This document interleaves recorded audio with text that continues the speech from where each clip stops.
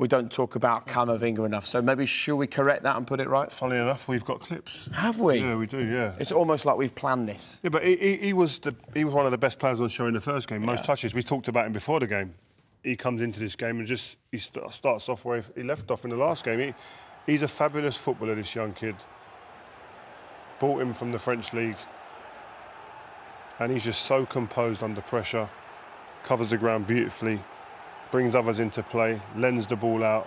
Here, I want to talk about not just him, but, I mean, Mo, what do you think about the amount of space he's being given to patrol in the midfield area? Well, we touched it on just after the live game. I can't imagine, 2 or 3 years ago. I think of all the things, 6, 7, 8 things that you say Liverpool aren't doing now that they did last season, if there was one thing I could remedy now, I'd say, right, get that press back. They were absolutely lethal at winning the ball back in forward areas, and I think that's gone more than anything else, because that then has a knock-on effect, because now these guys, these are so exposed nowadays, no pressure on the ball, everybody's looking to run behind them, everybody knows it's the key to beating Liverpool, and you've got no pressure whatsoever on the ball. He would have got nowhere near there if, Firmino was playing, and Mane was playing, and Salah was playing, and now, these guys at the back, they're so exposed, so exposed. That's the difference. I mean, Camavinga still producing. And listen, we're talking about a young player. We've been talking about Bellingham coming to Liverpool and changing their fortunes. This kid, he ain't had the exposure. He hasn't had the exposure of Bellingham, but this kid, what he's doing at this level, playing knockout football for probably the best team in this competition over the last few years, playing now, Ancelotti believing in him. So calm and composed. And one thing I would say about these clips is there's not much pressure on him. He's getting a lot of time. Look at him here, time. But it's all about execution. Then look at the weight of that pass. Causes the goal.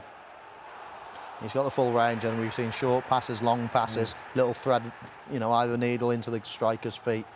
I mean, he's special, all right. The transition from Kroos and Modric, who are 37-ish, 35, whatever their ages are, but they're in the latter stages of their career, to now.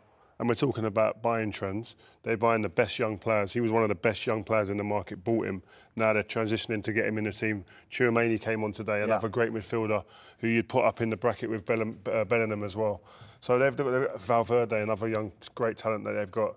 Alongside Vinicius Junior, Rodrigo, there's 5 or 6 young, top talents who are now coming into this team and being prominent parts of this team. And this balance of experience and youth at the moment is perfect for Real Madrid, isn't it? We were only talking a couple of seasons ago, questioning whether this Real Madrid team, or then the Real Madrid team, are going to reinvest because they're starting to age and they're looking their age. It looks so old, doesn't it? Suddenly, they look young and fresh, and those older players look younger because of the lads who are around them. Absolutely. They've done that. They've made that transition unbelievably well, and it's the same thing we've just been speaking about with Liverpool. The next one, of course, is Benzema. Where do you find the replacement of him? Mbappe. He's not going to last forever. Mbappe. Well, if they get him, then it's good night Vienna for For a while. Real Madrid get Mbappe, I'm telling you.